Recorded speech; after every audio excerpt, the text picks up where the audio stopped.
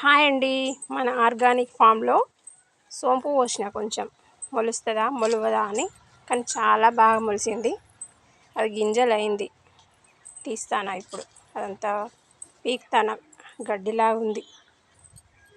అదంతా పీకి ఒక 2 days ఎండబెట్టాలి. ఎండబెట్టిన తర్వాత మనం అది మంచిగా నలుపుకొని చెరిగి కట్టెలు రాళ్ళు ఏమన్నా ఉంటే తీసేసుకోవాలి. చూడండి, దుకాణంలో కొనుక్కొచ్చిన సోంపు లాగానే ఉంది. చాలా బాగా వచ్చింది. మంచిగా ఒక 1/2 కిలో అంతా వెళ్ళినట్టే మనకి. చూడండి ఎంత మంచిగా ఉందో, దుకాణంలో కొనుక్కొచ్చినట్టే ఉంది.